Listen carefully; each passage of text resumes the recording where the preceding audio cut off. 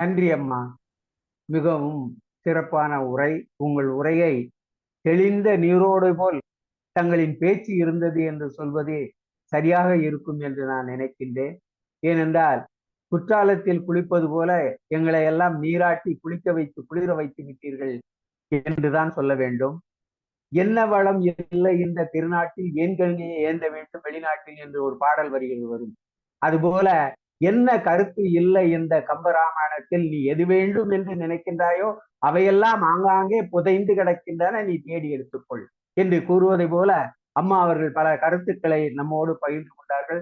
மிக அருமையான பேச்சு அம்மா. உங்களுடைய பேச்சை கேட்டுக்கொண்டே இருக்கலாம். உங்களுக்கு முழு நேர ஒரு சொற்பொழிவு கொடுத்தால்தான் இந்த துங்கிபி இலக்கிய அமைப்பில் நாங்கள் உங்களுடைய பேச்சை முழுமையாக கேட்க முடியும் என்பதை உணர்ந்து கொண்டோம். அதற்கு ஞானவடிவேல் ஐயா நிச்சயமாக ஒரு ஏற்பாடை செய்வார்கள் என்று எண்ணி, அடுத்ததாக 5 படலங்களை பற்றி ஐயா ஞானவடிவேல் அவர்கள் நம்மோடு உரையாட இருக்கின்றார்கள். கிட்டத்தட்ட 400 பாடல்கள் இருக்கின்றது. அவர் கம்பராமாயணத்தில் வருகின்ற அனுமனை போல் கடலை கடந்து பறந்து செல்வது போல 400 பாடலை பறக்க போகிறாரா இல்லை தவழ்ந்து செல்கிறாரா என்பதை நாம் பொறுத்திருந்து பார்ப்போம். கம்பன் கவிதை ஒரு கற்கண்டு, கற்பனை காற்றின் பொன்வண்டு, நெஞ்சில் இணைக்கும் தினமென்று நத்தமிழின் துணை கொண்டு என்று கூறி, ஐயா ஞானவடிவேல் அவர்களே வருக, வாருங்கள், கம்பனை பற்றி எங்களோடு உரையாடுங்கள். வாருங்கள் ஐயா.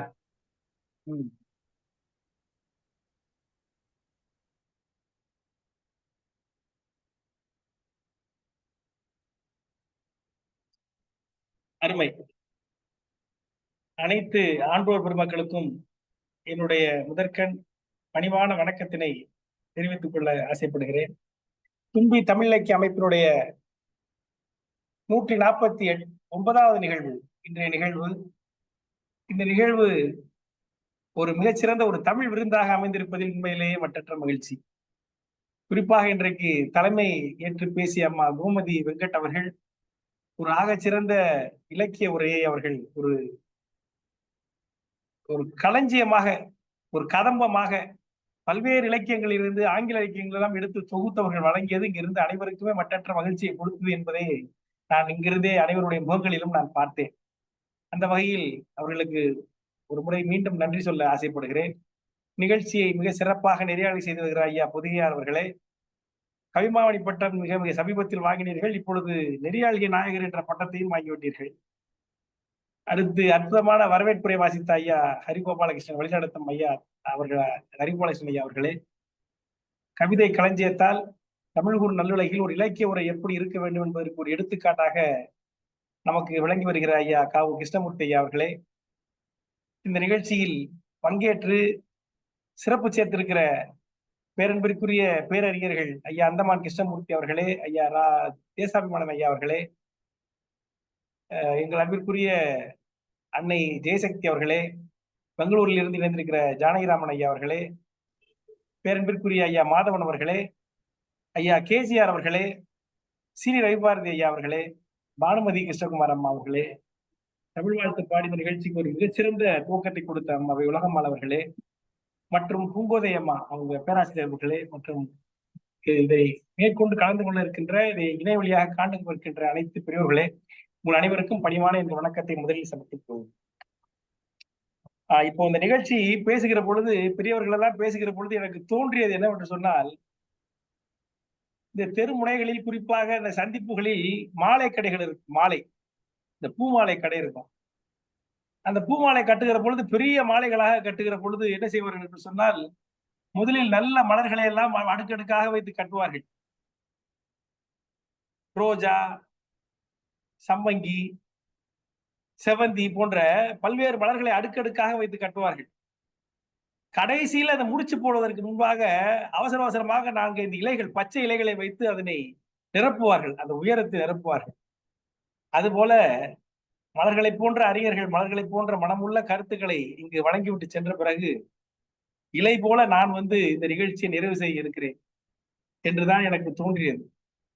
அப்படிப்பட்ட உணர்வோடு தான் என்னுடைய பேச்சை நான் ஆரம்பிக்கிறேன். பெரியவர்களே, கம்பராமாயணத்தில் மூழ்கி முத்தெடுப்பது என்பது வேறு, கால் பதித்து கால் நனைத்து கொண்டு கரையேறுவது என்பது வேறு. அது 2வது முறையைத்தான் நான் செய்து கொண்டிருக்கிறேன். இருந்தாலும் இந்த ஒரு அனுபவத்தில் என் உள்ளத்தில் ஏற்பட்ட சில கருத்துக்களை, நான் உள்வாங்கிய சில அற்புதமான பாடல்களை உங்களுடன் பகிர்வதிலே உண்மையிலே மகிழ்ச்சி அடைகிறேன். அதற்கு ஆதரவு தருகிற உங்கள் அனைவருக்கும் மீண்டும் மீண்டும் நன்றி பாராட்ட கடமைப்பட்டிருக்கிறேன். இன்றைக்கு சுந்தரகாண்டம் தொடர்ந்து பார்த்துக் கொண்டிருக்கிறோம். ராமாயணத்தின் கதை அறியாத மக்கள் அகில உலகத்தில் இருப்பார்களா என்பது சந்தேகம். நான் கொஞ்ச நாளுக்கு முன்பாக தாய்லாந்து போன பொழுது கம்பராமாயணத்தினுடைய அந்த கதையை சிற்பங்களாக அப்படியே அவர்கள் வரைந்து வைத்திருப்பதை நான் பார்த்தேன். சென்ற வாரம் இலங்கைக்கு செல்வதற்கு ஒரு வாய்ப்பு கிடைத்தது. இலங்கையினுடைய சுற்றுலாவே இன்றைக்கு ராமாயணத்தை ஒட்டித்தான் இருக்கிறது. அந்த சுற்றுலா துறையே இருக்கிறது. மனிதர்களாக பிறந்த அத்தனை பேருக்கும் ராம கதை என்பது தெரிந்திருக்கிறது. ஆனால் அவர்களுக்கெல்லாம் தெரிந்த அந்த கதையோடு மட்டுமல்லாமல், அன்பிற்குரிய தலைமையேற்ற அம்மா அவர்கள் மிக சிறப்பாக சொன்ன மாதிரி அறத்தோடு சேர்ந்த, அதாவது வெறும் பாலா குடிக்கிறது வேற, அதுல அந்த பாதாம் அதெல்லாம் போட்டு கலந்து சத்துள்ள பாலாக குடிப்பது வேறு. அதுபோல அறக்கருத்துக்களையும் சேர்த்து நமக்கு வழங்கி சென்ற கம்பனுடைய அற்புதமான கவிகளை குறித்து தான் நாம் சிந்தித்துக் கொண்டிருக்கிறோம். அப்படி ராமாயணத்தை முழுமையாக படிக்க முடியாதவர்கள் கூட முயற்சித்து படிக்கிற காண்டமாக இந்த சுந்தர காண்டம் இருக்கிறது. அதைத்தான் நாம் தொடர்ந்து பார்த்து கொண்டு வருகிறோம். சென்ற முறை நாம் பார்த்த பொழுது அந்த சூடாமணி படலம் பார்த்தோம்.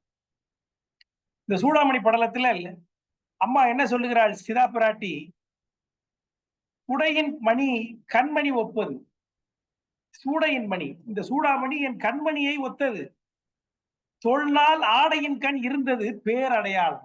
என்னுடைய ஆடையில் நான் பல நாட்களாக பாதுகாத்து வைத்திருந்தேன். இது ஒரு பெரிய அடையாளம். எல்லா நகைகளைப் போல இந்த நகை இல்லை, எல்லா மணிகளைப் போல இந்த மணி இல்லை. இந்த சூடாமணி வருண பகவான் சூரிய குலத்து அரசராகிய ஒரு அரசனுக்கு கொடுத்தது. அது வழி வழியாக வாரிசாக தசரதனிடம் வந்து சேர்ந்தது. அந்த தசரதன் தன்னுடைய மூத்த மருமகள் சீதையை அவளுக்கு பரிசாக கொடுத்தது. ஆகவே இது பேர் அடையாளம்.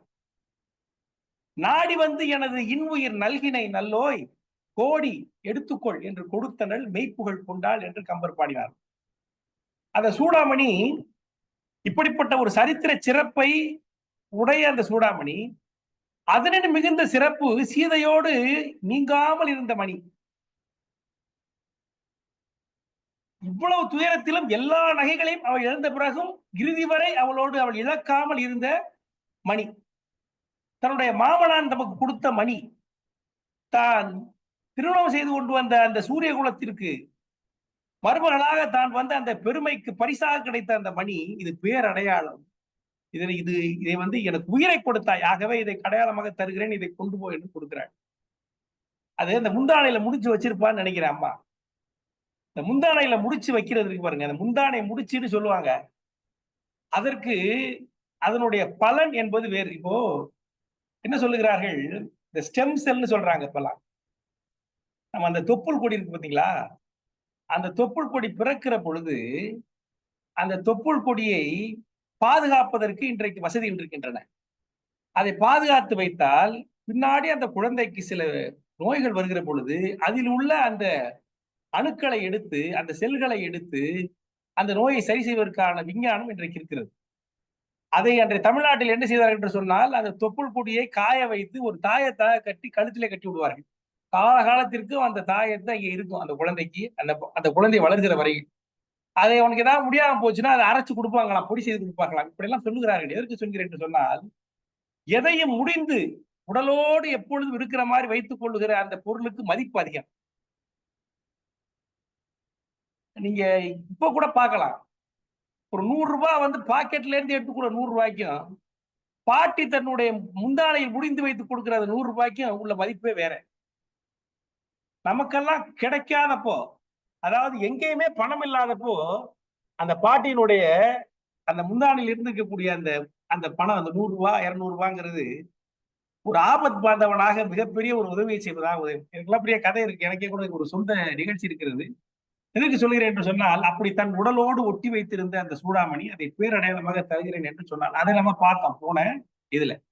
இப்ப இன்றைக்கு நாம் பார்க்க போகிறது வந்து 5 படலங்களை பார்க்க போகிறோம். இந்த 5 படலங்களும் அதனுடைய சிறப்புகள் என்னன்னா, அந்த 5 படலங்களுமே சண்டை காட்சிகள் தான். வெறும் சண்டைகளால் ஆன ஒரு திரைப்படத்தை பார்ப்பது போல இன்றைய நிகழ்ச்சியில் நாம் சண்டை காட்சிகளைத்தான் பார்க்க போகிறோம். 5 சண்டை காட்சிகள். இந்த 5 சண்டை காட்சிகளிலும் அந்த ஒரு ஒரு படம் எடுத்து இப்போ ரொம்ப சமீபத்தில் கிளாடியேட்டர்னு ஒரு படம் வந்தது. கிளாடியேட்டர்னு ஒரு படம் 2000 வந்தது. அதனுடைய மிகப்பெரிய வெற்றி படம். பல்வேறு ஆஸ்கார்களை இந்த ஆஸ்கார் விருதுகளை கொடுத்த படம். அதனுடைய 2வது பாகம் எடுக்காமலே இருந்தார்கள். ஏனென்றால் அதை மிஞ்சி அவர்களால் எடுக்க முடியாது என்கிற அளவுக்கு எடுக்கப்பட்ட ஒரு அற்புதமான படம். அதனுடைய 2வது பாகம் இப்பொழுது வந்து இந்த வருடம் 2024 வந்தது. முழுவதும் சண்டை காட்சிகள். சண்டை காட்சிகளாக வைக்கிற பொழுது உங்களுக்கு என்ன ஒரு சிக்கல்னா, ஒரு சண்டையை எப்படி ஒரு மனுஷன் 2 மணி நேரம் பார்ப்பான்? வெறும் சண்டை காட்சிகளை எப்படி 3 மணி நேரம் பார்க்க வைக்க முடியும்? அது மிகப்பெரிய சவால். ஆகவே என்ன செய்வார்கள் என்று சொன்னால், விதவிதமான யோசனை செய்து அதை வந்து சுவாரஸ்யப்படுத்துவார்கள், மக்களுடைய கவனம் திசை திருப்பாத வகையில். அது மாதிரி இந்த இடத்துல 5 சண்டை காட்சிகள், சண்டை படலங்களை தான் இங்கே வைக்க போறார். மோதல் படலங்களை, யுத்த படலங்களை வைக்க போகிறார் கம்பர். ஆனா இன்றைக்கு இருக்கக்கூடிய திரைப்பட தயாரிப்பாளருக்கு இருக்கிற வசதி அன்றைக்கு கம்பருக்கு இல்லை. ஏனென்று சொன்னால், இந்த சண்டை காட்சி நடக்கும் போது ஒரே ஒருவர், அனுமர் ஒரு ஆள் தான் சண்டை போட போறாரு. எதிரிகள் வேண்ட மாறுபடலாம். ஆனால் இந்த ஒரு ஆள் சண்டை போட்டாலும் 5 படலங்களில் ஒரு ஆள் சண்டை போடுவதை எப்படி சுவாரஸ்யமாக காண்பிக்க முடியும்?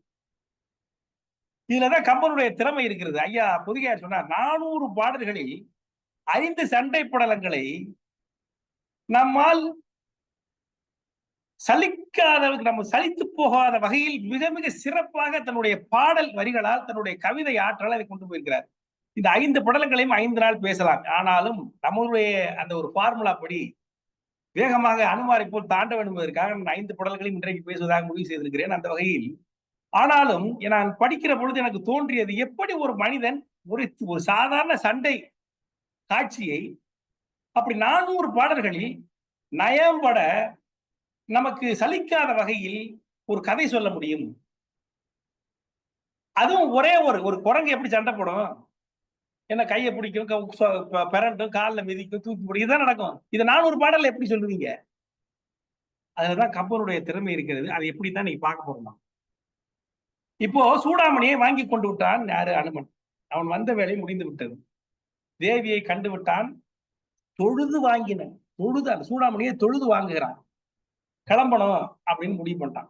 முடிவு பண்ணுகிற பொழுது அப்படி கிளம்புறவனுக்கு வந்து அந்த வீரனுக்கே உரிய அந்த ஆவேசத்துல அவன் என்ன செய்யறான்? சும்மா போகக்கூடாது, வந்ததுக்கு ஒரு அடையாளம் பண்ணிட்டு போகணும் என்று நினைக்கிறான். கொடு அவன் மனசுல என்ன நினைக்கிறான்னு எழுதுறார் கம்பர். சிறித்தொழில் முடித்து அகழ்ந்த தீது. இது ஒரு நம்ம வந்த வேலை, சின்ன வேலையை முடிச்சிருச்சு, சின்ன வேலையை முடித்து விட்டோம். ஆனா இதோட அகழ்ந்து தீது, இதோட போறது வந்து நல்லதில்லை.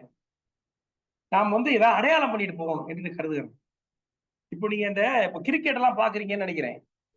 இந்த பாக்குறவர்கள் தான் இருக்கிறார்கள். இந்தியாவில எல்லாம் பெரும்பாலும் நம்ம எல்லாம் கிரிக்கெட் ரசிகர்கள், மட்டைப்பந்தில் கிரிக்கெட் ரசிகர்கள் பாத்தீங்கன்னா, ஒரு 100 ரன் என்பது வந்து ஒரு இலக்கு. அப்படி எடுத்துக்கொண்டே இருப்பார்கள். 4 ரன்கள், 1 ரன், 2 ரன் சொல்லிட்டு 100 ரன் மெதுவாக எடுப்பார்கள். அந்த 100 அடித்ததற்கு பிறகு அவனுடைய இலக்கை எய்து விட்டான். அதற்கு பிறகு என்ன செய்வார்கள் என்று சொன்னால், சரி நம்ம தான் 100 அடிச்சிட்டோமே, நம்ம அவுட் ஆயிட்டு போயிடலாம்னு நினைக்க மாட்டாங்க. நீங்க டெண்டுல்கர், கங்குலி, யுவராஜ் இந்த மாதிரியான வீரர்கள் பாத்தீங்கன்னா, அதற்கு அப்புறம் தான் அவர்களுடைய வேகத்தை காண்பிப்பார்கள். நம்ம யாருன்னு காமிக்கணும் அப்படின்ட்டு அதுக்கப்புறம் அது வரைக்கும் 1 ரன் 2 ரன் எடுத்துக்கிட்டு இருக்கக்கூடிய அந்த மட்டை வீரர், அந்த பேட்ஸ்மேன் பாத்தீங்கன்னா அதுக்கப்புறம் 4, 6 அப்படியே பறக்கும் பந்து. அப்பதான் அவனுடைய விஸ்வரூபம் நமக்கு தெரியும். அது போல அவனுடைய அடையாளத்தை இங்க நிறுவ வேண்டும் என்று கருதுகிறான் யாரு? அனுமன். அது வந்து ஒரு மிகப்பெரிய புத்திசாலின்னு தெரியும். அதே சமயத்துல அவனுக்கு என்ன நினைக்கிறான்? இந்த இடத்துல சண்டை போட்டு இந்த இடத்துல நம்மளால முடிஞ்ச வரைக்கும் கொஞ்சம் டேமேஜ் பண்ணிட்டு போயிடும். 1. 2வது, இந்த அரக்கர்களுடைய பலம் எவ்வளவு, அவர்களுடைய படைகள் என்னென்னு பார்த்துட்டு வந்துட்டான். அதனுடைய பலம் எவ்வளவு என்பதை நமக்கு தெரிந்து கொள்ள வேண்டும் என்கிற முடிவுக்கு வந்து விட்டான். ஆகவே ஒரு சண்டை இழுக்கணும் என்ற நினைவுக்கு வந்து விட்டான். ஆகவே சிறித்தொழில் முடித்து அகழ்ந்து தீது என்கிற மனநிலைக்கு வருகிறான். இந்த சின்ன வேலையை முடிச்சுட்டு அம்மா பார்த்து திரும்பி போறது மட்டும் நம்ம வேலை இருக்கக்கூடாது, நம்ம ஏதாவது செய்யணும் என்று அவன் கருதுகிறான். கருதி விட்டு உடனே என்ன செய்யறான்? இந்த மாதிரி அம்மாவை சிறைப்படுத்திருக்கிற இந்த ராவணனை சண்டை போட்டு கொல்லாம போனா நல்லா இருக்குமா? அவன் மனசுக்குள்ள எண்ணுகிறான். இப்படி தன் தாயை கவர்ந்து கொண்டு வந்து சிறை வைத்திருக்கிறானே ராவணன், அவன் மனைவி மண்டோதரியை அதை போல் கவர்ந்து கொண்டு போய் சிறை வைக்காமல் இருந்தால் சரியா இருக்குமா? அதுதான் சரியா இருக்கு. சிறை வைக்காமல் இருக்க, சிறை வைக்க வேண்டும் அல்லவா என்று அவன் கருதுகிறான். இப்படிதான் மனசுக்குள்ள நினைக்கிறான். ஆகவே இதெல்லாம் செய்யணும்னா என்ன பண்ணணும்? ஏதோ ஒரு இடத்துல சண்டை ஆரம்பிக்கணும், வம்பு சண்டைக்கு போகணும் அப்படின்னு கருதி இப்பொழிலை கடிது இருக்குவன். இந்த பொழில், இந்த அசோகவனம் இருக்கிறதே, இதனை அழிக்கிறேன். அழித்தவுடன் சினப்பட்டு அங்கே அரக்கர்கள் வருவார்கள், அவர்களுடன் நான் சண்டை போட்டு அவர்களுடைய உயிரை உண்பேன் என்று நினைக்கிறான். இப்பொழிலை கருதி இருக்குவன் இருத்தால் அப்பெரிய பூசல் செவி சார்தலும் அரக்கர் வெப்புறு சினத்தர் எதிர்மேல் வருவர். அந்த சினத்தோடு அவர்கள் எதிர்வருவார்கள். வந்தால் துப்ப உரம் உருக்கி உயிர் உண்பல், அவர்களுடைய உயிர்களை நான் உண்பேன் என்று அவன் கருதுகிறான். கருதி விட்டு அசோகவனத்தை அழிக்க தொடங்குகிறான். அந்த அழிக்க தொடங்குகிறதை கம்பர் அழகாக காண்பிக்கிறார். பெரிய உருவம் எடுத்து விடுகிறான், ஒரு பெரிய விஸ்வரூபம் எடுத்து விடுகிறான். பார்த்த அரக்கர்கள் எல்லாம் பயந்து போகிற அளவிற்கு மிகப்பெரிய உருவம் எடுக்கிறான். எடுத்து விட்டு அந்த வனத்தில் உள்ள அந்த மரங்களை எல்லாம் அழிக்கிறான். இதைத்தான் கம்பர் சொல்லுகிறார். அதுதான் அவருடைய சிறமை சொல்லுகிறேன். அந்த மரங்கள் எல்லாம் அழிந்தது. நம்ம எப்படி சொல்லலாம்? மரங்கள் எல்லாம் குச்சி எரிஞ்சு அழிஞ்சிச்சுன்னு சொல்லிடலாம், கடந்து போய்விடலாம் ஒரு ஊமையை போட்டு விட்டு. ஆனால் கம்பர் எழுதுகிறார், முடிந்தன பிளந்தன முறிந்தன நெறிந்த, மடிந்தன குடிந்தன மறிந்தன முறிந்த, இடிந்தன தகர்ந்தன எரிந்தன கரிந்த, ஒடிந்தன ஒசிந்தன உதிர்ந்தன விதிர்ந்த. அந்த மரங்கள்லாம் எப்படி அழிந்ததுன்னு எழுதுகிறார். அவனுடைய அந்த ஆக்ரோஷமான அந்த தாக்குதலில் சில முடிந்தன, சில மரங்கள் பிளந்தன, சில மரங்கள் முறிந்தன, சில மரங்கள் மடிந்தன, சில பொடிந்தன, பொடி பொடியா ஆயிடுது, சில பொருட்கள் இடிந்தன, இடிச்சு போட்ட மாதிரி ஆகிவிட்டது, தகர்ந்தன சில மரங்கள். இப்படி பல்வேறு வினைச்சொற்களை போட்டு அந்த மரங்களுடைய பாதிப்பை கம்பர் வகைப்படுத்துகிறார். இதுதான் நயம். நான் கூட நினைச்சேன், இதை ஏன் இவ்வளவு எழுதுகிறார் சொன்னால், வனம் எப்படி இருக்கும்? பல்வேறு விதமான மரங்கள் இருக்கும் இல்லையா? அப்போ ஒவ்வொரு விதமான மரமும் ஒவ்வொரு விதமான பாதிப்புக்கு உள்ளாகும். ஒரு ஆலமரம் கொஞ்சம் சிரமப்பட்டு பட்டப்பட்டன்னு முறியும், முருங்கை மரம் டொப்புன்னு முடிஞ்சிடும் இல்லையா? ஆகவே ஒவ்வொரு மரமும் ஒவ்வொரு ஒரு வினைச்சொல்லை போட்டு வெவ்வேறு மரங்களுக்கான வெவ்வேறு வினைச்சொல்லை போட்டு இந்த பாடலை அழகாக்குகிறார். அந்த காட்சி அழகாக காண்பிக்கிறார் கம்பர். இப்படி அற்புதமான பாட்டு. அது நம்ம விரிவாக இருந்து பார்த்தா ரொம்ப சிறப்பாக இருக்கும். நம்ம தாண்டிப்போம். இப்படி மரங்களுடைய அழிவை பல்வேறு வினைச்சொற்களால் அவர் அங்கே காட்டுகிறார். அப்படி அது என்ன பண்ணுறார்? முறிச்சு தூக்கி வீசுறார் கடலை நோக்கி. கடலை நோக்கி வீசின உடனே அந்த கடல் என்ன ஆயிருது? தூந்து போயிருந்தான், தூர ஆரம்பிச்சிருந்தான், அப்படியே தூந்து போயிருக்கிறது. நான் சொன்ன மாதிரி சென்ற வாரம் இலங்கைக்கு நான் போயிருக்க பொழுது கொழும்புக்கு போற வாய்ப்பு இருக்கு. அங்க போர்ட் சிட்டின்னு ஒன்று உருவாக்கி இருக்காங்க. இலங்கையினுடைய எல்லை முடிந்து விட்டது, கடல் வந்திருக்கிறது. அந்த கடலில் இருந்து கிட்டத்தட்ட ஒரு 400 ஏக்கர் மணலை கொண்டு வந்து, மணலையே வாரி கொண்டு வந்து அந்த கடலை தூர்த்து புதிதாக 400 ஏக்கர் அவர்கள் பெரிய மணல் திடலை, நிலப்பரப்பை உருவாக்கிறார்கள். புதிய நிலப்பரப்பை, மேன்மேட் ஐலாண்ட் உருவாக்கி இருக்கிறார்கள். அதை போர்ட் சிட்டி என்று வைத்து அங்கே அதை இப்பொழுது சீனா அதை பயன்படுத்தி கொண்டிருக்கிறது. எதற்கு சொல்கிறேன் என்று சொன்னால், எப்படி இன்றைக்கு சீனா செய்கிற அந்த காரியத்தை அன்றைக்கு அனுமன் செய்தார். அந்த வன மரங்களை உடைத்து அப்படி தூக்கி கடல்ல வீசின உடனே அந்த கடல் எப்படி இருந்துச்சா? அவர் கம்பர் எழுதுற அழகா, கடந்து செலவு என்பது கடந்தது காலால் நடந்து செல என ஆகியது கடல் நீர் எழுதுறார். அது முன்னாடி கடல் கடந்து செல்ற மாதிரி இந்த கடல் இப்ப நடந்து செல்ற மாதிரி இருக்கான். அந்த அளவுக்கு கடலை தூர்த்து விட்டான் அனுமன், அந்த மரங்களை ஒடித்து என்று அற்புதமாக அங்கே எழுதுகிறார். கடந்து செல அனுமன் இலங்கை வருகிற பொழுது அந்த கடல் கடப்பதற்குரியதாக இருந்தது, இப்பொழுது நடப்பதற்குரியதாக ஆகிவிட்டது என்கிற அளவிற்கு அந்த கடலை தூர்க்கிற வேலையை அந்த மரங்களை ஒடித்து வீசி அதை தூர்த்து விட்டான் என்று சொல்கிறார். ஒவ்வொரு பாட்டிலும் அப்படி வித்தியாசத்தை காமிச்சு அப்படியே நீங்க அந்த சண்டை காட்சி தான் அதை உங்களை ரசிக்கும்படி வைக்கிறார். அடுத்து ஒரு பாடல் போறாரு, கடந்தே போக முடியவில்லை. அடுத்து சொல்றாரு, நந்தவனத்து நாள்மலர் நாரின, நந்தவனத்து நாள்மலர் நாரினன் 2 தடவை எழுதுறாரு. திருவிழாடல் படம் பாத்தீங்கன்னா அதுல இவர் நாகேஷ் வருவாரு. வந்த உடனே அந்த பாட்டு குங்குதேர் வாழ்க்கை அஞ்சுரை தம்பி இல்ல எழுதி வாங்கிட்டு வரும் பொழுது அது சொல்லுவான், பார்வேந்தே என்னை பார்வேந்தே அப்படின்னா ஒரே வார்த்தை, ஒரே சொல்லுதான், ஆனா வெவ்வேறு அர்த்தம். பார்வேந்தே என்னை பார்வேந்தே அப்படின்னு சொல்லுவாங்க. அது மாதிரி கம்பர் எழுதுறாருங்க, நந்தவனத்து நாள் மலர் நாரின, நந்தவனத்து நாள் மலர் நாரின என்று எழுதுறாரு. நந்த வானத்து நாள் மலர் நாரின, நந்த வானத்து நாள் மலர் நாரின அப்படின்னா என்னன்னா, நந்த வானத்து நாள் மலர் நாரினங்கிற என்ன இருக்குதுன்னா, நந்தவனம்னா அசோகவனம், நாள் மலர் அன்றைக்கு பூத்த மலர்கள், அந்த மலர்கள் நாரின மனம் வீசின. அது முதல் அடிக்கு அது பொருள்.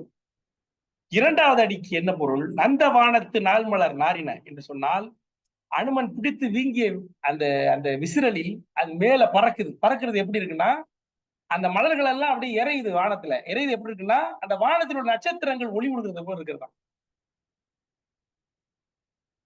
நந்தவானத்து நாள் மலர் நாரின, அனுமன் வீசியதற்கு பிறகு அவை நந்தவானத்து நாள் மலரை போல நாரின, ஒளி வீசின என்று எழுதுகிறார். அப்ப அந்த அந்த அடிகள் ஒரே அடிகளை 2 முறை போட்டு வெவ்வேறு பொருள்கள் வரும்படி மயக்குகிறார் கம்பர். அதான் கதையும் கவியும்.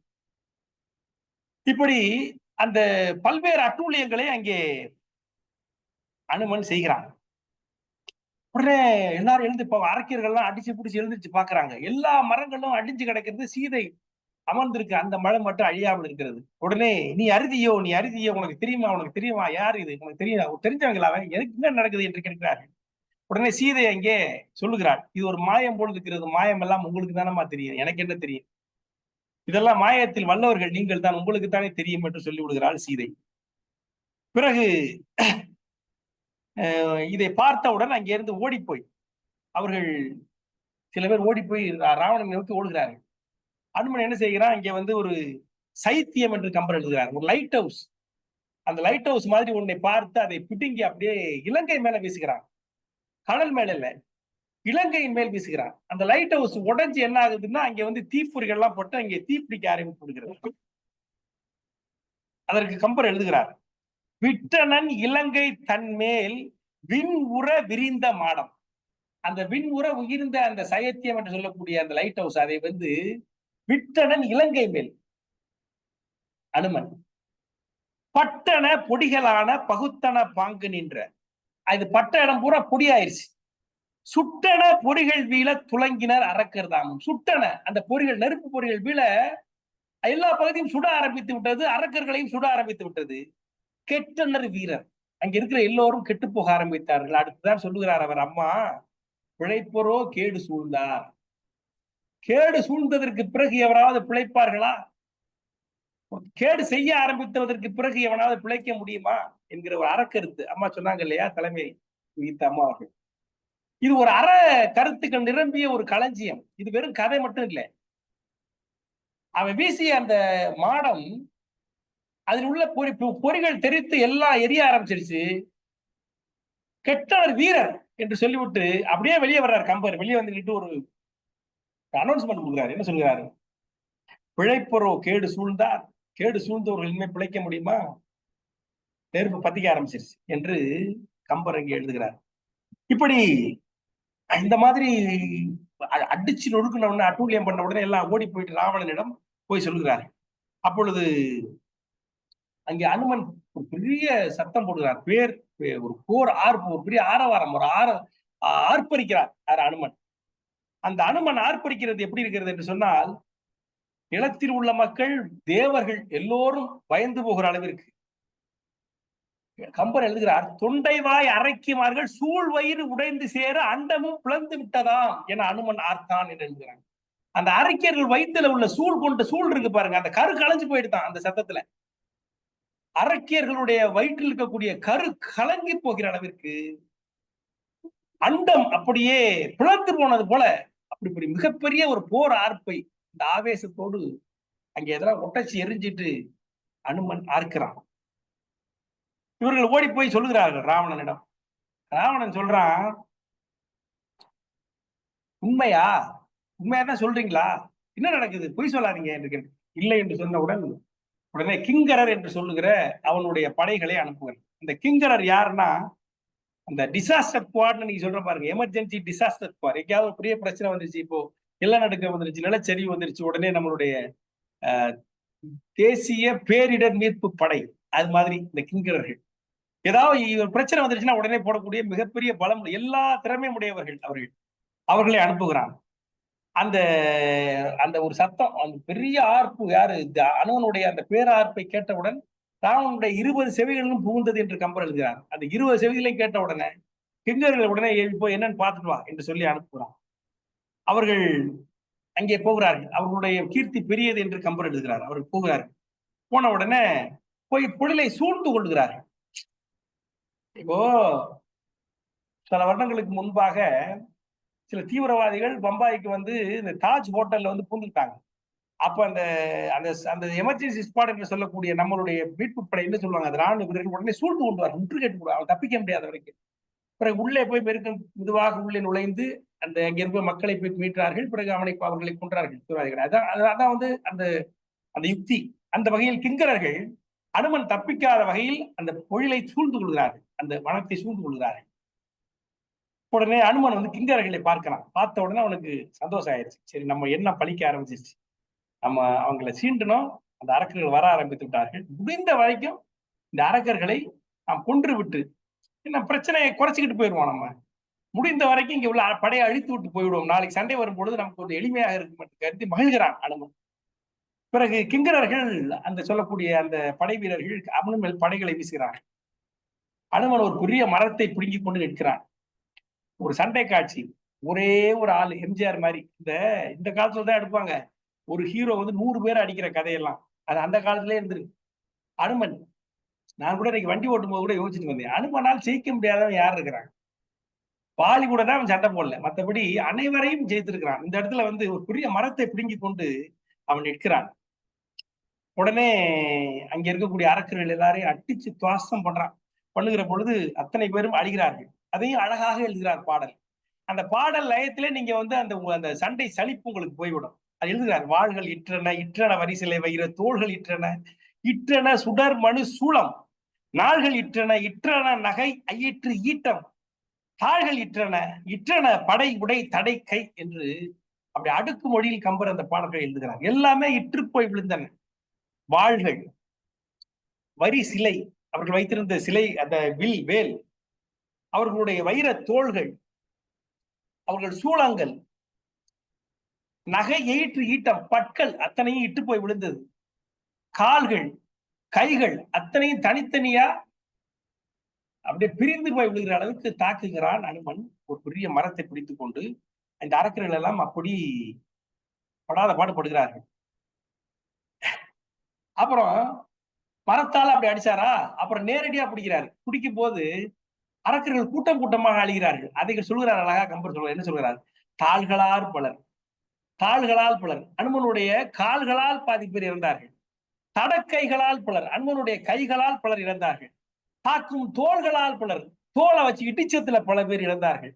சுடர் விழியால் பலர், பார்க்கிற பார்வையிலே பாதி பேர் செத்து போயிட்டான். தொடரும் கோள்களால் பலர், குத்துக்களால் பலர், குத்துன 10 பேர் செத்து போயிட்டான். தம் தம் வாள்களால் பலர், மரங்களால் பலர் மடிந்தார். அவர்கள் வாளை பிடிந்து அவர்களையே கொள்வது, அப்புறம் மரங்களை பிடிந்து எரிந்து, இப்படி இந்தந்த வகையில எல்லாம் அனுமன் அவர்களை அழித்தான். சும்மா பெரும் போக்குல எல்லாரையும் கொண்டுட்டான்னு போகல.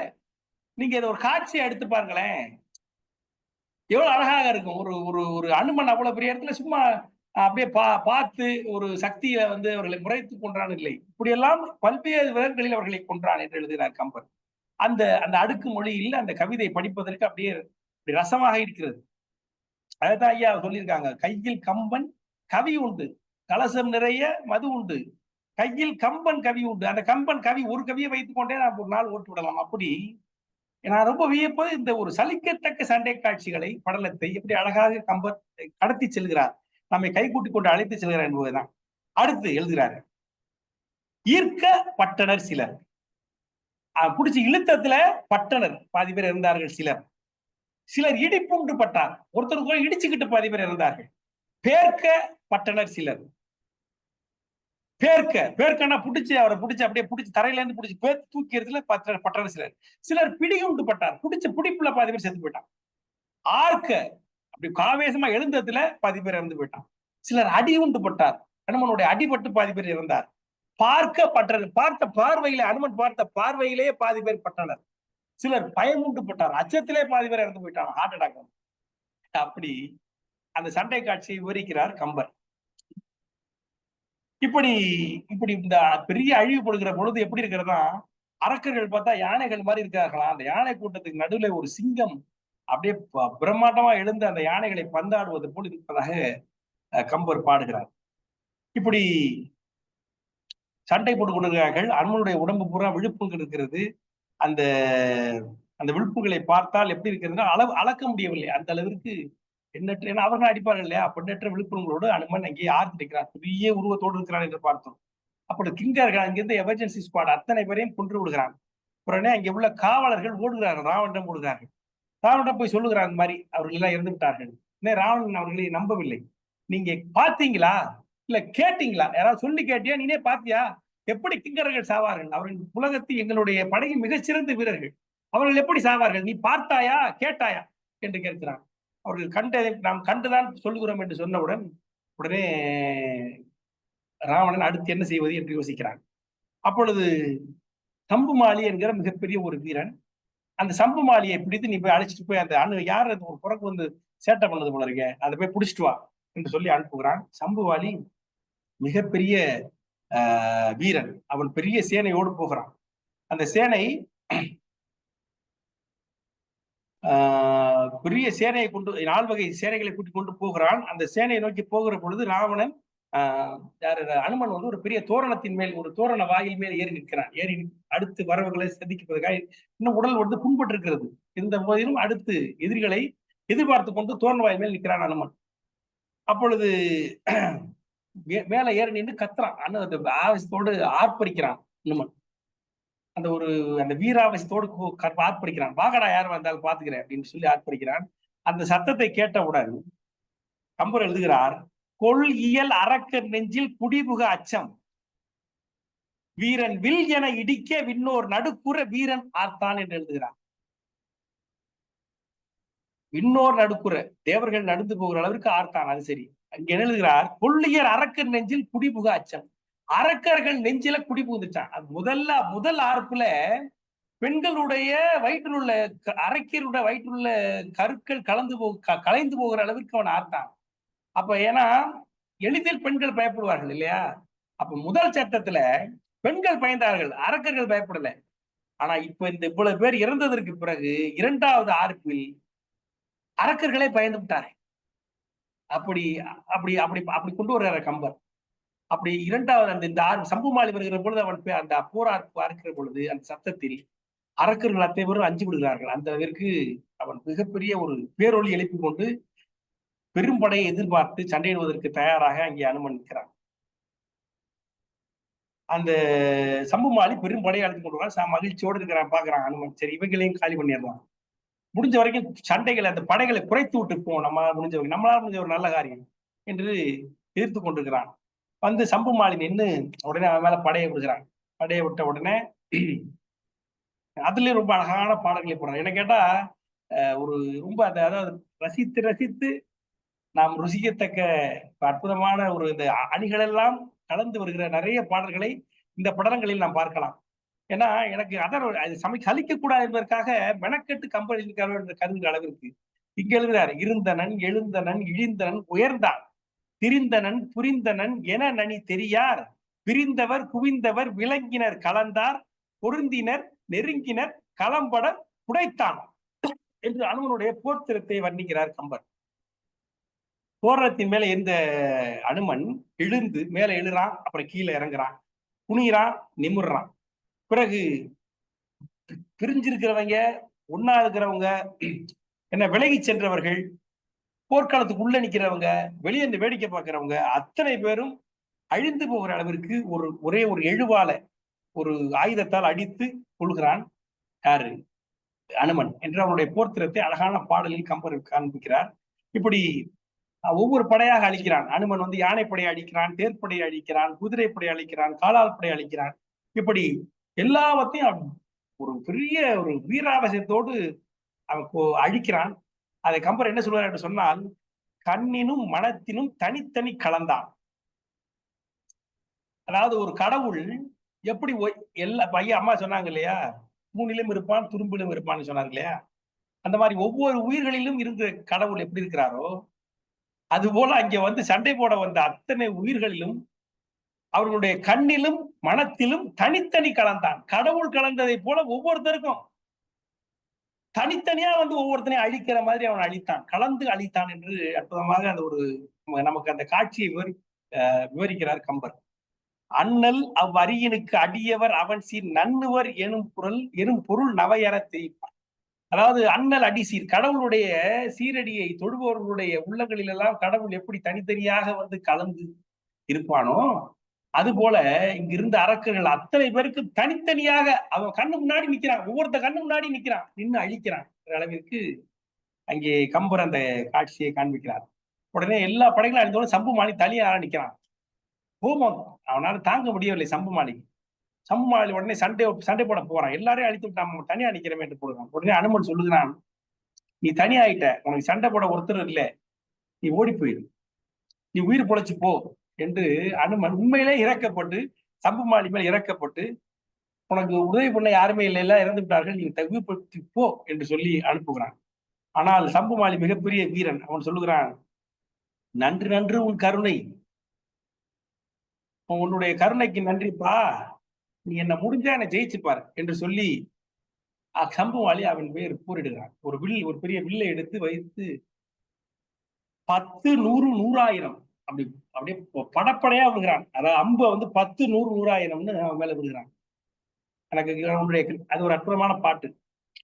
நன்று நன்று உன் கருணை என்ன நெருப்பு நகனக்கான், நெருப்பு போல சிரிச்சு கோபத்தோடு சிரித்து 10 100 100,000 என்று தன்னுடைய அம்பை சம்புமாலி அனுமன் மேல் விடுகிறான். உடனே அனுமன் வந்து உடனே பதிலுக்கு நகைக்கிறான். இவன் கோபத்துல நகைக்கிறான். அதற்கு அனுமன் வந்து ஒரு வேடிக்கையாக மறுபடி நகைக்கிறான். என்ன சொல்கிறான் என்று சொன்னால், செய்தி சிலைகை கொண்டால் வெறுங்கை திரிவோரை நொய்தின் கொள்வது அரிதோ.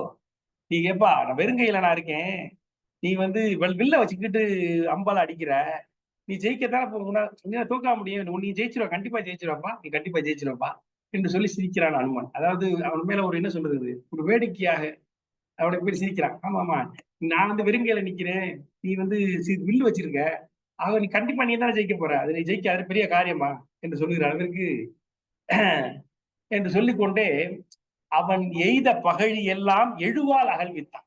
கையில இருக்கக்கூடிய எழு அந்த ஒரு ஆயுதத்தால அவன் எவ்வளவு அந்த அம்பு எய்தாலும் அத்தனையும் அகழ்வித்தான், அத்தனையும் அகற்றி விட்டான், தூக்கி விலக்கி விட்டான். விலக்கி விட்டு நிற்கிறான் அனுமன். பெரிய அந்த வெற்றி வீரனாக அனுமன் நிற்கிறான். உடனே என்ன பண்ணான் சம்புமாலி, அவன் கையில் இருக்கக்கூடிய அந்த எழு என்று சொல்லக்கூடிய அந்த ஆயுதத்தை என்ன பண்ணுகிறான், குறி வச்சு அதை வீழ்க்கிறான், அதை அறுத்துகிறான், அந்த ஆயுதத்தை பொடி செய்து விடுகிறான். பிறகு இப்ப வெறுங்கையனாக அனுமன் நிற்கிறான். இவனுடைய சம்புமாலி கையில வில் இருக்கிறது. அடுத்து என்ன செய்வது? உடனே அனுமன் சரி இனிமே தாமதிக்க கூடாதுன்னு சொல்லி ஒரே தாவி அவனுடைய தேர் மேல் இறங்கி அவனுடைய அந்த அந்த வில்லு இருக்கு, அந்த வில்லை வந்து அப்படியே பல்லால முடிச்சு அவன் கழுத்துல போட்டு அந்த வில்லாலை போட்டு கழுத்தை இறுக்கி அவனை கொலை செய்து விடுகிறான். சம்புமாலியை அனுமன் கொன்று விடுகிறான்.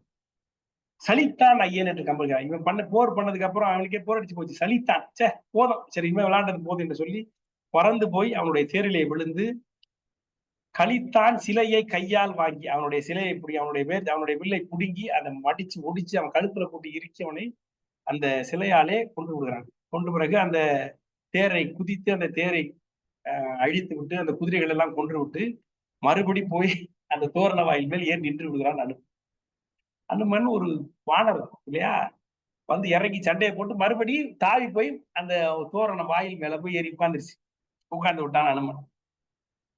மறுபடியும் இந்த காவலர்கள்லாம் ஓடி போய் சொல்றார்கள், பருவ தேவர்கள், இந்த செய்தி சொல்றவங்க எல்லாம் யாரு, தேவர்கள் வந்து இவங்களுக்கு அடியாரா இருக்கிறாங்க, அடியார்களாக காவலர்களாக வேலைக்காரர்களாக இருக்கிறாங்க. ஓடி போய் சொல்லுகிறார்கள் இங்க யார்கிட்ட, ராவணன். ஐயோ போச்சு, சம்புமாலியும் இறந்து விட்டான் என்று சொல்லுகிறாங்க.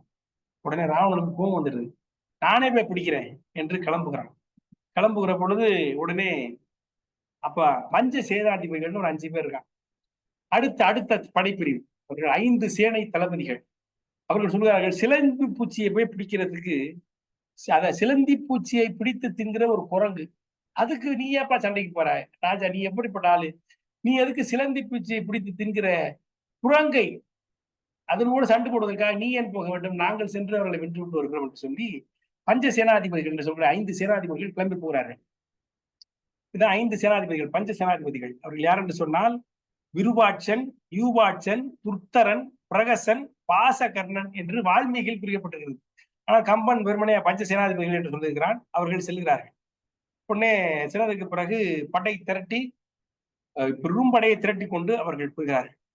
அவை அந்த அந்த படையினுடைய அந்த அளவு எவ்வளவு என்பதை கம்பன் நமக்கு காட்சிப்படுத்துகிறான். எப்படி இருந்தா, 6 செய்தன ஆணையின் மதங்கள், அவ்வாற்றை சேறு செய்தன தேர்களின் சில்லி, அச்சேற்றை நீரு செய்தன புறவியின் புறம், மற்ற அந்நீற்றை வீறு செய்தன அப்பரி கலின மா விழாலி என்றது. என்ன அற்புதமான பாட்டு பாருங்க. 6 செய்தன, சேறு செய்தன, நீரு செய்தன, வீறு செய்தன. இதையே பார்த்துட்டு இருக்கலாம் அந்த ஒரு பாட்டை. அப்படி அற்புதமாக எழுதியிருக்கிறார். என்ன சொல்கிறார்? 6 செய்தன ஆணையின் மதங்கள். அந்த வேகமாக போகிற அந்த யானையினுடைய வாயிலிருந்து ஒழுகிற அந்த மத நீரானது ஒழுகி அது ஒரு ஆறா ஒழுகிறதாம். அந்த ஆற்றை சேறு செய்தன தேர்களின் சில்லி. அந்த ஆத்தை வந்து சேர் பின்னாடி போகக்கூடிய தேர்கள் வந்து சேராக்கி விட்டது. அந்த சேற்றை நீர் செய்தன. அந்த குதிரைகள், ஓடக்கூடிய குதிரைகள் அந்த அந்த அந்த சேற்றை வந்து புழுதியாக அந்த வேகத்துல, அது ஓடின வேகத்துல அந்த சேர் மேல உசந்து அது காஞ்சு அந்த சூட்ல காஞ்சு புழுதி ஆயிடுச்சு. அந்த புழுதி அந்த நீர் செய்தன, அந்த நீற்றை வீறு செய்தன அப்பரி கலின மா விழாலி. அந்த அந்த வேகமா ஓடக்கூடிய அந்த குதிரையின் வாயில் இருந்து விழக்கூடிய அந்த நுரை இருக்கு பாருங்க. அந்த நுரை வந்து அந்த அந்த அந்த அந்த புழுதியை வந்து தனித்தனியாக விளக்கும்படி செய்தன என்று எழுதுகிறார் கம்பன். அப்படி அப்படி ஒரு மிகப்பெரிய படையை கூட்டிக் கொண்டு அந்த 5 சேனாதிபதிகள் இங்கே செல்கிறார்கள். இப்ப போகும்போதுதான் உடனே எல்லாரும் தடுக்கிறார்கள். இந்த இறங்கி சுற்றுலாத்தலர்கள் எல்லாரும் தடுக்கிறார்கள். அப்பா போவாதீங்கப்பா, வந்திருக்கிறது சாதாரண ஆள் இல்லை, பூனை எல்லாம் செத்து போயிட்டான், ஒருத்தம் கூட திரும்பி வரல, நீங்க ஏன் போறீங்க என்று சொல்லி அவர்களுடைய சுற்றுலாத்தலர்கள் எல்லாம் அவர்களை தடுக்கிறார்கள். ஆனாலும் அவர்கள் வீரர்கள் இல்லையா, அவர்கள் கிளம்பி போறார்கள், படையோடு செல்லுகிறார்கள். இவர்கள் அப்படி 5 பேர் அனுபவித்து நிற்கிறார்கள். அவர்களை அனுமன் பார்க்கிறான். பிறகு மறுபடியும் ஒரு பெரிய பேருருவம் எடுத்துக்கொள்கிறான். எடுத்துக்கொண்டு நிற்கிறான். அவர்களை ஏற்றுக்கொண்டு நிற்கிறான். உடனே இவர்கள் தன்னுடைய படைகளுடைய அத்தனை படைகளையும் அனுமன் மேல் ஏவுகிறார்கள். அத்தனையும் அவர்கள் வந்து அனுமன் பிச்செறிகிறான், ரகலை பண்றான், பண்ணைகளை வழக்கம் போல் வென்று விடுகிறான். அந்த பெரிய ரத்த பெருக்காக அந்த அந்த அந்த பகுதியே ஒரு பெரிய ரத்த கடலாக மாறி கிடக்கிறது. அனுமன் அரக்கர் படையை முற்றிலும் அழித்து விட்டு இந்த 5 பேரை நெருங்கி இந்த சண்டையை பாருங்க. இப்ப நான் சொன்னேன் இல்லையா, முதல்ல எப்படி சண்டை போட்டான்? ஃபர்ஸ்ட் பொழிலை வந்து இழுக்கிற பொழுது அந்த வனங்கில் மரங்களை எல்லாம் எடுத்து வீசினார். அதற்கு பிறகு கிங்கர்கள் வருகிற பொழுது அவர்களை வந்து அந்த மரங்களை பிடித்துக் கொண்டு அழித்தான். மரங்களால் அவர்களை ஒழித்து கட்டினான் பார்த்தோம். சம்புமாலி வருகிற போது அந்த எழு என்று சொல்லக்கூடிய அந்த ஆயுதத்தால் அவனை ஒழித்தான் என்று பார்த்தோம் இல்லையா. இப்ப இவர்களை என்ன செய்கிறார் சொன்னால், இந்த 5 பேர்களையும் வித்தியாசமா கொள்ளுவார். எப்படி கொள்ளுவார்னா, 5 பேரையும் பிரிச்சுருவார். முதல்ல ஒருத்தனை கொள்ளுவார், அடுத்து ஒருத்தனை கொள்ளுவார், அடுத்து 2 பேரை கொள்ளுவார், அதுக்கப்புறம் ஒருத்தனை கொள்ளுவார். எப்படின்னா, ஒருத்தனை பிடிச்சி அப்படியே தூக்கி எறிகிறது, தூக்கிட்டு மேல போயிடுறது, தூக்கிட்டு மேல போய் அவனை காலி பண்ணி அப்படியே தூக்கி வீசிடுறது. அப்படிதான் அந்த மாதிரியான ஒரு யுக்தியை பயன்படுத்தி இந்த 5 பேரையும் அவன் கொள்ளுவான். உடனே அந்த 5 பேர்ல ஒருத்தன் வந்து என்ன பண்ண, ஒரு அரக்கன் மலையை எடுப்பான். எடுத்ததுக்கு பிறகு உடனே அவனை அனுமன் வந்து அவனை இரும்பு தூணால் ஒரு முதல் ஆளை இரும்பு தூணால் அடித்துக் கொள்வார். பிறகு 4 பேரும் சண்டைக்கு வருவார்கள். சண்டைக்கு வந்த பிறகு ஒரு பெரிய கல்பாறையை எடுத்து அவர்கள் மேல் வீசி அவர்களை கொள்ளுவான். ஒருத்தரை தூக்கி கொண்டு தேரோட ஆகாயத்துல போவான். அங்கே போய் அவனை தனித்தனியாக அவனை கொலை செய்து கீழே வீசி விடுவான். மீதி 2 பேர் இருப்பாங்க. அந்த மீதி 2 பேரையும் வந்து நேரடியாக வந்து கைகளால 2 கையில 2 தேரை எடுத்துக்கொண்டு 2 பேரை எடுத்துக்கொண்டு போய் ஒருத்தர் அப்படி அடிச்சு மோத விட்டு 2 பேர்களையும் கொண்டு விடுவார். இப்படி அந்த 5 பேரையும் 4 பேரை அழித்து விட்டார். மீதி ஒருத்தர் இருக்காரு, அந்த ஒருத்தரையும் நேரடியாக பாய்ந்து அவனோட சண்டை போட்டு அவனை கொண்டு விடுவான். இப்படி வித்தியாசமாக இந்த 5 பேரையும் அழித்து விடுவான். இந்த பஞ்ச சேனாதிபதிகளும் அவர்களுடைய படைகள் அத்தனையும் இழந்து இந்த 5 பேரும் நேரடியாக அனுமனுடன் மோதி இறந்து விடுவார்கள். இதுல நிறைய பாடங்கள் இருக்கிறது. இதெல்லாம் நான் வந்து ரொம்ப, ஏன்னா வழக்கம் போல ரொம்ப இனிமையாக எழுதியிருக்கிறார். அதையெல்லாம் நான் கடந்து விட்டேன். நான் கடக்க முடியாத ஒரு பாட்டு இருக்கு. அது என்ன பாட்டுன்னா, கவிக்கூற்று என்று கம்பன் எழுதுகிற பாட்டு. அந்த பாடல் என்ன எழுதுகிறார், படிக்கிறாரு. வஞ்சமும் களமும் வெகி அகிலா வழிமேல் ஓடி நஞ்சினும் குடியராகி நவை செயற்கு உரிய நீரார் வெஞ்சின அரக்கர் ஐவர். இந்த 5 அரக்கர்கள் அவர்களுக்கு என்ன சொல்கிறார், வஞ்சமும் களவும் வெகி வழியிலா வழிமேல் ஓடி நஞ்சினும் குடியராகி நவை செயற்கு உரிய நீரார் வெஞ்சின அரக்கர் ஐவர். வஞ்சகத்தன்மை, களவு தொழில் இத்தனை விரும்பி நன்மை இல்லாத தீய வழியில் சென்று விஷத்தை விட அதிக கொடுமை உடைய மனிதர்களாக ஆகிய சினமுடைய அந்த அரக்கர்கள் 5 பேர். ஒருவனே, யாரு? அனுமன் ஒருவனே வெல்லப்பட்டார். 5 எனும் புலன்கள் ஒத்தார் அவனும் நல்ல அறிவை ஒத்தான் என்ற அற்புதமான ஒரு பாட்டு. அதாவது 5 அரக்கர்களை வென்று 5 அரக்கர்கள், அனுமன் ஒருத்தன். இந்த 5 அரக்கர்கள் எப்படிப்பட்டவர்கள் என்றால், இந்த மாதிரி வஞ்சம், களவு, தீய வழி, இது அப்புறம் சினம், இது போல இப்படி தீய பண்புகளை உடைய அந்த அரக்கர்கள் அத்தனையும் இவன் ஒருவன் வென்றான். யார்? அனுமன் ஒருவன் வென்றான். அது எப்படி இருந்து என்று சொன்னால், 5 எனும் புலன்களை அடக்கிய அறிவை ஒத்தது என்று. அந்த 5 பேர் யாருன்னா, அந்த 5 புலன்களை ஒத்தார்களாம். அந்த 5 அரக்கர்களும் 5 புலன்களை ஒத்தவர்கள். அந்த 5 புலன்களை வென்ற அறிவை ஒத்தவனாக அனுமன் இருக்கிறான் என்று அற்புதமான பாட்டு. வெஞ்சின அரக்கர் ஐவர் ஒருவனே வெல்லப்பட்டார். ஒருவனே, அவன் ஒருவனால் வெஞ்சின அரக்கர் வெல்லப்பட்டான். அவர்கள் எப்படிப்பட்டவர்கள்? 5 எனும் புலன்கள் ஒத்தார் அவனும் நல் அறிவை ஒத்தான் என்று கம்பெழுகிறார். அப்படி 5 வீரர்களும் அந்த அரக்கர்களும் அந்த 5 புலன்களை போடுகிறார்கள். அந்த 5 வீரர்கள் அரக்கர்களை வென்ற அனுமன் அந்த 5 புலன்களை வென்ற அறிவை ஒத்தவனை போல் இருந்தான் என்று அம்மா சொன்ன மாதிரி ஒரு அரக்கருத்து, ஒரு அற்புதமான அரக்கருத்து. நம்மளால தாண்டி போக முடியாது. அப்படி சண்டை காட்சிக்கு நடுவில் ஒரு அற்புதமான ஒரு கருத்தை நமக்கு ஏற்றுக்கொள்கிற ஒரு அற்புதமான கருத்தை கம்பன் அங்கே வைக்கிறான். அதாவது இந்த கம்பராமாயணத்தை ஒரு நம்ம கீவாஜா அதுக்கு ஒரு மிகப்பெரிய ஒரு தத்துவார்த்தமான விளக்கம் கொடுத்துருக்காரு. அது எப்படின்னா, அது இந்த கம்பராமாயண கதையே ஒரு தத்துவம். இந்த ஜீவாத்மா பரமாத்மாவோட கலப்பது, அதுக்கு நடுவுல இந்த காமம், வெகுளி என்று சொல்லக்கூடிய இதெல்லாம் சிக்கல் பண்ணுவது அப்படிங்கிற ஒரு அதை நான் கடைசியில பேசலாம்னு இருக்கிறேன். அதை படிச்சுட்டு கடைசியில சொல்லணும்னு நினைச்சிட்டு இருக்கேன். அப்படி இந்த கம்பராமாயணம் பல்வேறு விதங்களில் பார்க்க பல்வேறு செய்திகளை, அது ஒரு ஒரு ஒரு நீதி களஞ்சியமாகத்தான் இருக்கிறது. வெறும் நீதியாக கொடுத்து விட்டால் யாரும் படிக்க மாட்டார்கள் என்று சொல்லி இதை ஒரு கதையோடு கலந்து கொடுத்திருக்காரு கம்பர் என்றுதான் நாம் சொல்ல வேண்டும். அந்த வகையில் இந்த ஒரு அற்புதமான கருத்தை, இந்த 5 சேனாதிபதிகள் பிழை அவர்களை வெல்லப்பட்டு அனுமன் ஒருவனாக வெல்லப்படுவதை 5 புலன்களை வென்ற அறிவை ஒத்தான் அனுமன் என்று சொல்வது மிக மிக சிறப்பான ஒரு பாடலாக நான் பார்த்தேன். இப்படி 5 பேரும் அழிந்து போகிறார்கள். ராவணன் ராவணனிடம் மறுபடியும் ஓடி போய் இவர்கள் சொல்லுகிறார்கள். உடனே ராவணன் சிரம் கொண்டு நிற்கிறான். அப்பொழுது அவனுடைய மகன், மண்டோதரியுடைய மகன் அக்ககுமாரன் என்கிறவன் அவனிடம் அப்பா என்ன அனுப்புங்கப்பா, நான் போய் அவனை காலி பண்ணுகிறேன் என்று சொல்லி கிளம்புகிறான்.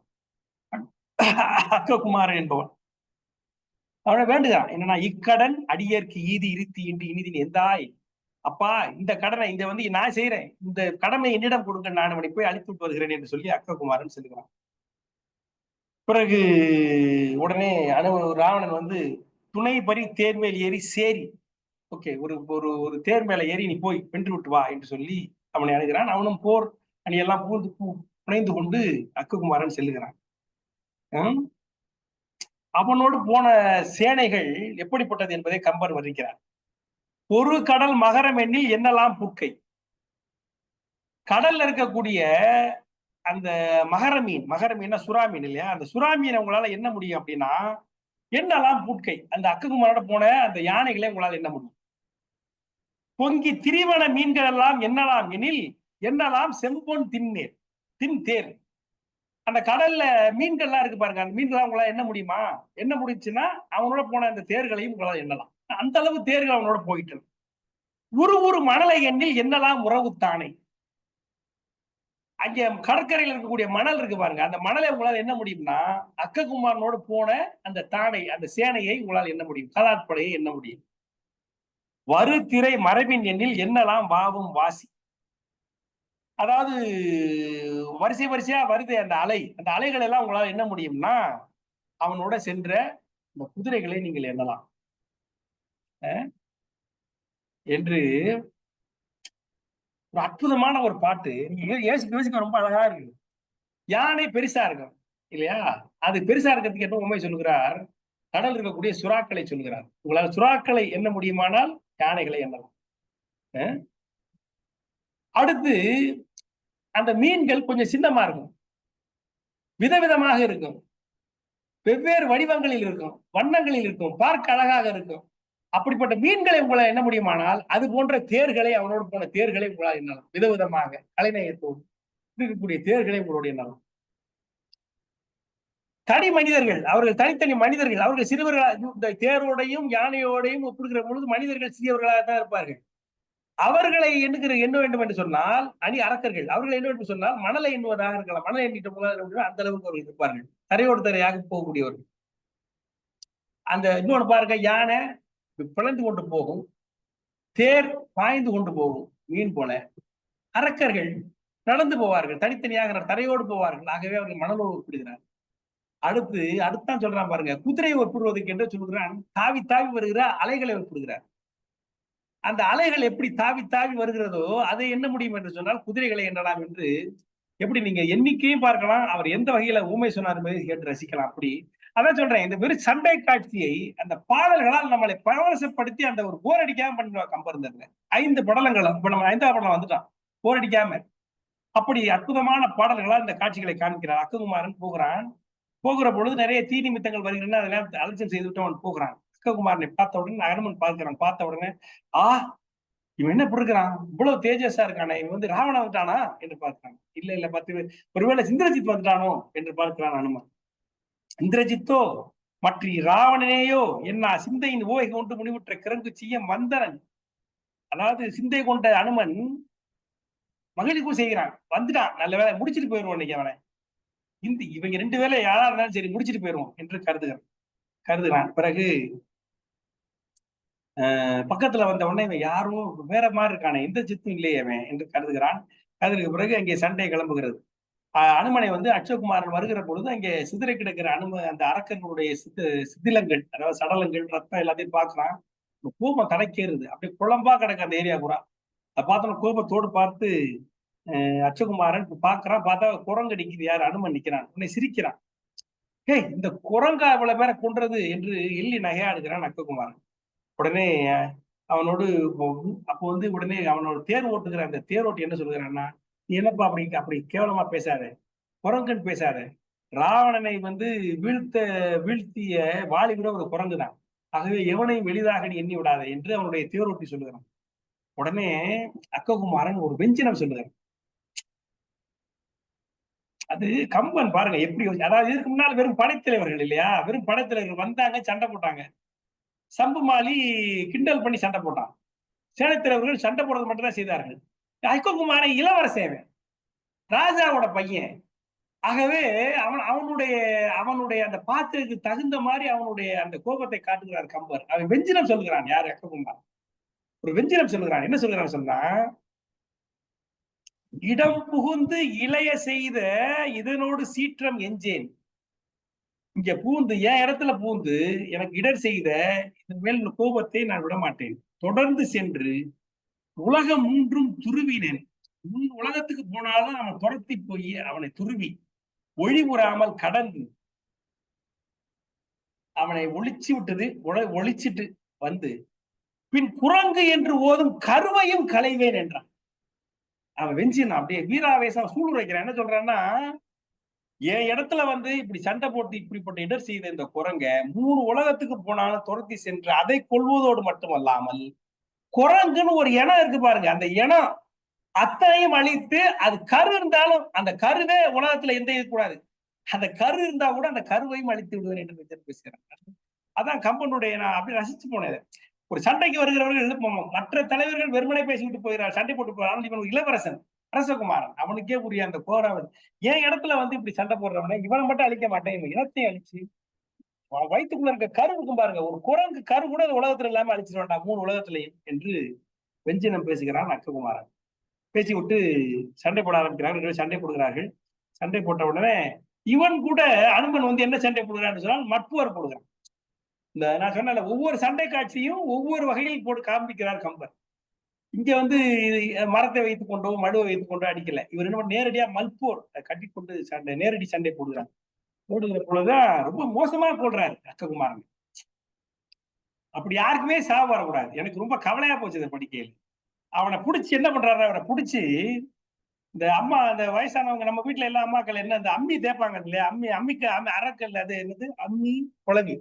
அம்மி குழவில வந்து மஞ்சள் அரைப்பாங்க இல்லையா, அந்த மிளகா பொடி எல்லாம் அரைப்பாங்களே, தேங்காய் துவை அரைப்பாங்க, அது மாதிரி அவனை 2 கைகளில் பிடித்துக் கொண்டு பார் அம்மியாக, தரை வந்து அம்மி, அக்ககுமாரன் குழவி, அவனை பிடித்துக் கொண்டு அப்படியே தரையில தேய்ச்சி கொள்றாரு. அவன் உடம்புல உள்ள சதையெல்லாம், இப்போ அவன் உடம்புல சதை இருக்குல்ல, அந்த சதையெல்லாம் பிரிச்சு விழுவுது. அது எப்படி விழுவுதுன்னா, நீங்க தேங்காய் வச்சு தேய்க்கிற பொழுது கொஞ்சம் வெளியே விழுவும், உடனே அதை எடுத்து அப்படியே சேர்த்து சேர்ப்பாங்க. அந்த மாதிரி அவன் சதையெல்லாம் தேய்ச்சி விழுவுது. அந்த மாதிரி அங்கே அந்த ரத்த குளம்லாம் இருக்கு, அந்த குளத்துல உள்ள தண்ணி எடுத்து தண்ணி தெளிச்சுக்குவாங்களா, அந்த மாதிரி தெளித்து கொண்டு அவனை அப்படியே தேய்ச்சே கொள்ளுகிறார். கொடுமையான மரணம். பின்னாடி ரந்திரசித்து அதை நினைச்சு அப்படியே ரொம்ப கோவப்படுவான். அப்படி அக்ககுமாரனை அப்படி கொள்ளுகிறார் அனுமன்.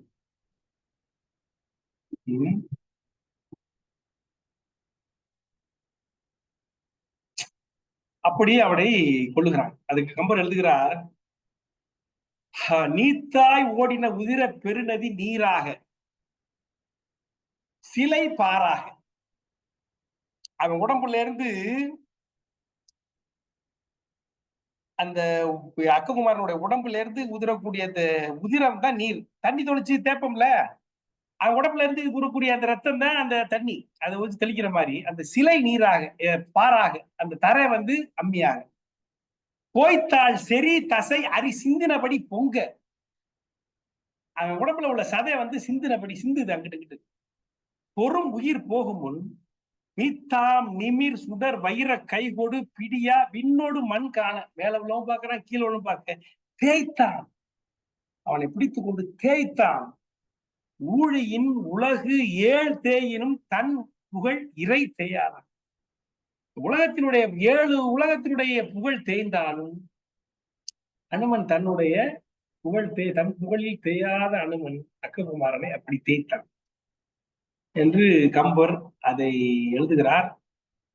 அம்மியில் உள்ள அரிசிகள் சிந்துவன போல அரக்கன் உடலிருந்து தசை துண்டுகள் சிந்தி புறங்களில் விழுந்து கிடந்தன என்று சொல்லுகிறார்கள். அந்த அளவிற்கு அந்த தேய்ச்சில பார்த்து எல்லாரும் பயந்து, முஞ்சிய படைகள் தான் பயந்து ஓடி விடுகிறார்கள். அரக்கியர்கள் அழுது குடிக்கிறார்கள். மண்டோதரி கலங்கி துடிக்கிறாள். மகன் இல்லையா, அழுது துடிக்கிறாள். வயிற்றிலே வயிற்றிலே அடித்துக் கொண்டு அழுகிறார். கயல் மகிழ் கஞ்சினை கழுலி கான்று உக புயல் மகிழ் புரிகுழல் குடி அலாவுற அயன் மகள்